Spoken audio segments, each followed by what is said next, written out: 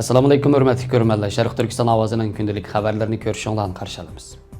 Hörmətli görürmənlərimiz, biz bugünkü bu xəbər proqramımızı muhacirətdəki Uyğurlarga xuş xəbər sunuş bilan başlayırıq.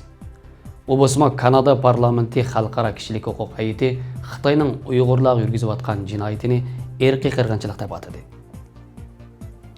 Vətənimiz Şərqi Türkistan işidən fidakarlıq bilan guvohlik bergan mىرادىل ھەسەن başqagan aقسۇدىكى خۇافۇ فابرىكىسىنىڭ 20 mingdan ortiq lager tutqunini ishlatayotganligi dalillendi. Ermeniya ishg'oliyati sababidan 28 yil azan awazi üzülgen Qarabağda qaytadan azan awazi yangradi.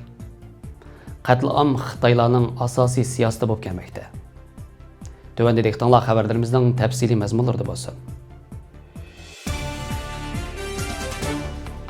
Kanada Parlamentinin xalqaro kişilik hüquq tövən komiteti 21 ۆكتەبىر kuni birdek qarar ma'qullab, Xitoyning Uyg'urlarga tutgan muomalasini ىرقىي qirg'inchilik deb e'lon qildi. Shundaqla Kanada hukumatini Magnitskiy kişilik hüquq qonunini ishlatib, ىرقىي qirg'inchilik qilmishida javobgarligi bor Xitoy amaldorlariga embargo yurgizishga chaqirdi. Kanada Parlamentinin mazkur komiteti Xitoyning Uyg'urlarga tutgan muomalasini ىرقىي qirg'inchilik deb to'nigan tunji g'arb hukumat organi bo'lgan. Mazkur komitet çarşamba kuni e'lon qilgan bu vaqtdagi bayonotida Tövən komitet Şərqi Türkistandagi Uyg'ur va boshqa Türkiy musulmonlarining Xitoy hukumati tomonidan ziyonkashlik uchraganligini taraddudsiz ayblaydi. Tövən komitetining 2018 va 2020 yillardagi guvohlik yig'inlarida o'tirib qo'yilgan dalil isbotlarga asosan Tövən komitet Xitoy Kompartiyasi harakatining ىرقىي qirg'inchilik ahdinomasidagi ىرقىي qirg'inchilikni tashkil qilganligiga qoyil bo'ldi deyilgan. Kanada Parlamenti xalqaro kişilik hüquq tövən komitetining qarorida 2 nuqta alohida diqqat qo'zg'adi. Uningda Şərqi Türkistan va Şinjan degan ism tirnoq ichida teng ishlatilgan. Xitoy hukumati qayta tarbiyalash markazlari deb atab kelgan o'rinlarni jazo lagerlari deb atagan.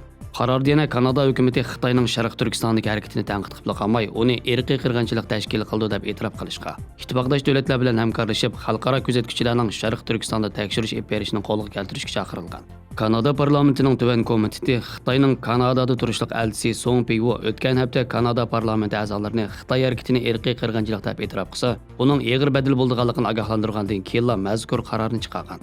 Kanada bosh ministri Trudeau o'tgan juma kuni Song Peiwoning so'ziga inkos bildirib, Hong Kong va Şərqi Türkistan Uyg'urlarining kishilik huquqlarining dabsanda qilinishini davomli tilga olganligini, Xitoyning majburlash diplomatiyasiga tiz bukmaydiganligini bildirgan. Şərqi Türkistan sürgün hukumati Cumhuriyet raisi G'ulom Osmon Apandi bu munosabat bilan Kanada parlamentining xalqaro kishilik huquq tövən komitetining Xitoyning Uyg'urlarga tutgan muomalasini ىرقىي qirg'inchilik deb to'nigan tunji g'arb hukumat organi ekanligini, Kanada parlamentiga va bu qarorning ma'qullanishida aktiv rol o'ynagan kishilik huquq tashkilotlari, diniy va ommaviy gruppalarga, shundaqla Uyg'ur masalasini qo'llagan barliq aktivistlarga butun Şərqi Türkistan xalqi nomidan alohida minnatdorlik bildirdi.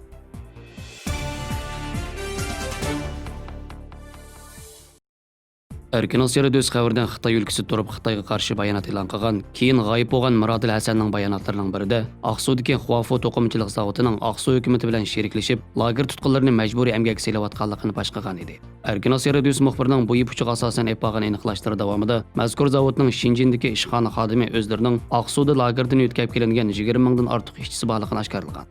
G'oyib Mираділ Хәсән Xitoy o'lkalari turib bergan bayonotida Aqsudagi Jojanliq Xitoylar tomonidan boshqarilayotgan xۇافۇ to'qimchilik fabrikasida Uyg'ur yoshlarining tövən ish haqi bilan majburiy ishga selinayotganligini tilga olgan. Tordagi materiallarda ko'rsatilishicha, Aqsudagi xۇافۇ to'qimchilik fabrikasi Xitoyning Jojang o'lkasida 2011-yilda qurilgan xۇافۇ to'qimchilik shirkatiga tava bo'lib, Şinjan va Şərqi Türkistonda sho'ba shirkatlari bor bo'lib, Aqsuda 12 o'rinda zavod fabrikalar bor ekan. G'oyib Mираділ Хәсән bayonotida xۇافۇ to'qimchilik shirkatining Aqsu hukumati va Uchturpan bilan belgilik manfaatlar uchun sheriklashganligini va lagerdagilarni xۇافۇ zavodidagilarga o'tkazib berganligini eskartgan. To'g'ri kuchurlardan ma'lum bo'lishicha, Mираділ boshqargan fabrika Aqsu shahrining Echivitish rayoniga joylashgan bo'lib, bu Aqsudagi fabrikalarning ichida nisbatan ko'lami cho'ngroq hisoblanadigan. Mazkur shirkatning Aqsudagi sho'ba va fabrikalarning telefonlari elinmagandan keyin Şinjandagi ishxonasiga telefon qilganda Aqsudagi tarmoqlarda 30 mingdan ortiq ishchi xizmatchisi borligini, bular ishlab chiqarishga mas'ul ekanligini, Aqsuda asosliqi to'qimachilik xom ashyolari va uskunalar ishlab chiqarilganligini, Aqsudagi fabrikalarda lagerdan o'tkazib kelingan ishchilar sonining 20 mingdan ortiq ekanligini, ish haqining tuvanligini oshkorlagan. Yana Mираділ Хәсән oshkorlagan bir Uchturpanlik qizning xۇافۇ fabrikasida ishlayotganligi haqida uchurga asosan, Uchturpan imomlarimdagi Xon Zuhra Saydahmat bilan Arzugul Samat ismli ikki qizning lagerdan chiqib, oilasida bir kunlik tura olganligi, keyin soqchilarning tutib zavodga ketganligi yerlik soqchi xodimlar tomonidan dalillangan.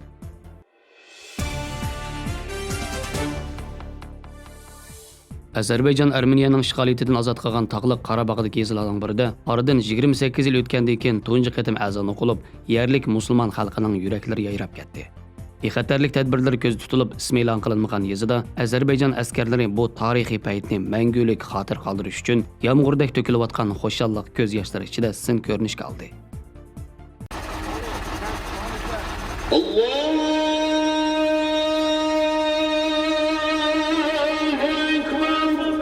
Maşallah, maşallah.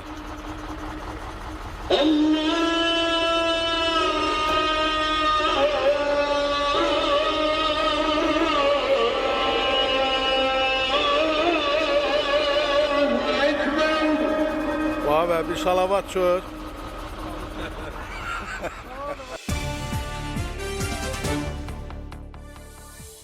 Şərqi Türkistan sürgün hökuməti Cumhuriyet Rəisi G'ulom Osmon Əpəndi tərəfindən yazılğan Qətliam Xitaylarning asosiy siyosati bo'lib kelmoqda nomli muhim maqolasini davomlashtiramiz. Kommunist hükümranlıq ilgirkilərinin başqaruş, bastırış usullarını to'liq joriy qildirgandan boshqa, nopus ko'chirish orqali Şərqi Türkistanning demografik qurilmasini almashtirishni alohida o'ringa qo'yib, nopus nisbatini jiddiy turda aks yo'nalishda almashtirib, asosiy aholini Xitoylardan qilishni nishon qilish bo'ldi. Kommunistlarning karizmatik shaxslarni, olimlarni, buyuk din odamlarini oilani nishonliq yo'qitib kelayotgan edi. Aslida Xitoylarning plani uzun mezgillik va asta-asta yo'qitish bo'lib kelayotgan bo'lsa-mu, Xitoylarning bugungi iqtisodiy va harbiy taraqqiyoti Xitoylarning dunyoga xo'ja bo'lish qarniyatini kuchaytirib o'tkazga, ikki jihatda bir ojiz halqa bo'ladigan omillarni tamoman yo'q qilish zaruriyati tug'ilgan. Masalan, Xitoylar uzoqdan xiyol qilib kelayotgan O'rta Osiyoga kengayish planini amalga oshirish uchun Sharq Turkistonni mangulik tinchlantirishi, kengayish yurishida orqa tarafida chatoq chiqmaslik uchun Uyg'urlardan tamoman qutulishi bosh tortib bo'lmaydigan masalaga aylangan. Mana shu dunyoviy zo'migarlik tushuni ishga oshirish uchun Sharq Turkistonni to'liq bo'ysundirish qadamini tizlatdi.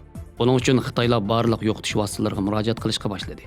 Kültürel nuqtadan 2000-yildan boshlab Uyg'ur tilini iste'moldan qoldirishni qadam-qadam yo'l qo'yishga boshlagan bo'lsa, jismoniy jihatdan yo'qotish plani tarkibida zaharlik chekimlikni g'arazlik tarqitish, saqaymas yuqumli kasalliklarni tarqitish, planliq tug'ut orqali ko'payishimizni cheklash bilan qolmay, ishga o'rlashtirish bahonasida yoshlarimizni, bo'libmi yosh qizlarimizni Xitoy o'lkalariga to'shish, o'zlari paydo qilgan ba'zi terrorlik voqealarga chetishlik qilib, yoshlarni tutqun qilish va turmalarda asosan jismoniy jihatdan yo'qotish qatorliq usullarni qo'llanib, Sharq Turkistonning yerlik aholisini yer yuzida tamamen o'chirib tashlash nishoni qarab bemalol ilgarilamoqda.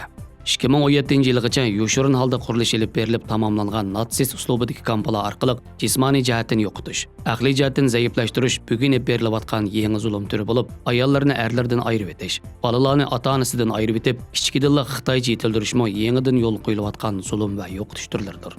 Kampalarning ichidagi zulmlar haqida kampdan qutlab chiqqan bir necha Qozog'iston fuqarosi erkin dunyoda e'lon qilgan videolardan shuni ko'rib olish tas emaski, bu kampalar natsistlarning kampalaridanmi insoniyatsiz. Bu kampalardagi yemekliklarga nimalarning qo'shildiganligi haqida-mu ba'zi uchurlar Xitoylarning xalqimizni zombilarga aylantirish uchun aqliy iqtidorini ojizlatib, ishlab chiqarish hayvonlari saviyasiga tushirib qo'ydigan ximiylik dorilarni ishlatayotganligini bildirmoqda. Natsistlarning kampalari bugun zulmning xotiri sifatida muzeylarga aylantirilib, insoniyatni bu zulmlardan ogohlantirib turayotgan bir davrda, G'arb dunyosi kishilik huquqdan o'tib, hayvonlar huquqi haqida qonunlar ma'qullayotgan bir davrda Sharq Turkiston yuz berayotgan zulmlarning darajasini mo'lcharlashmi tas. Bugun agar dunyo jamoati erkin dunyo bizning tragediyamizga sayrichi bo'lib turaversa, tongla ata bu tragediya boshqalarning beshiga kelishi mumkin. Chunki Xitoylarning dunyoga xo'ja bo'lish shirin tushi ularning genetik xirisidir. Biz uchrayotgan zulmga sukut qilib turayotganlar tarix oldida bu qilmishlar uchun aybga qoladiganligi nihoyat aniq. Bugun Sharq Turkiston yuz berayotgan fojialarni erkin dunyoga to'liq bilan anglitishning mumkinchiligi yo'q. Chunki Xitoylar har qanday diktator davlatlarda bakrak diktator bo'lganligi uchun zulmni baxt deb qabul qildirishda ustalashgan kommunist boshqaruvchilarning planlashi bilan qurib chiqilgan intayin mukammal zulm mexanizmi bu zulmlarni tashqi dunyo to'liq bilan bilinmaydigan usullarda davom qilmoqda. Axborot qattiq qamal qilinganlikdan haqiqiy ahvolni har qanday bir chet el muxbirining bilalishi mumkin emas. Kishilar qattiq qo'rqitilib, qo'rqinish imperiyasi yaratilganlikdan kishilar yolg'iz qolganlardimi rost gapni qilish notayin. Bugungi kunda uylarga ko'rish va anglash jihozlari o'rnatilgan vaziyat bo'lg'achqa, hatto oilada oila a'zolari orasida diqqat bilan so'zlashmasa bosh kesildigan ish. Zulmning bu darajasini insoniyat dunyosi eng iqtidoriy davrlarda ko'rib boqmagan turlardan bo'lib, buni boshqalarga so'zlab ishontirgilim bo'lmaydigan darajaga yetgan. Bir dononing aytganidek, zulm qilmoqchi bo'lsang, chekdan oshirib et. Qanchalik chekdan oshirib etsang, zulmga uchirg'ichi boshqalarga dod etib ishontirmaydigan bo'ladi deganidek, Xitoylarmi mana shunday qilmoqda. Dünya Sharq Turkiston xalqining fojialariga sukut qilmaslik kerak. Sharq Turkistonning besilingan zamin ekanligini e'tirof qilish zulmga tur deganlik bo'ladi. Sharq Turkiston masalasi hargizmi Xitoyning ishki ishi emas. Menga undaq bo'lmaydi. Biz bugungi madaniyat davrida yuz berayotgan bu vahshiyliklardan shikoyatchimiz. Zolimlar cho'qim jazolanishi, adolat joriy bo'lishi kerak. Mana shundala andin biz kishilik huquqdan, madaniyatdan lab olsak to'g'ri bo'ladi. Qonunlar orqali qo'g'dilayotgan hayvonlarni o'ylagan vaqtinglarda shunchalikmi haq huquqi yo'q Sharq Turkiston xalqini esinglardan chiqarmanglar.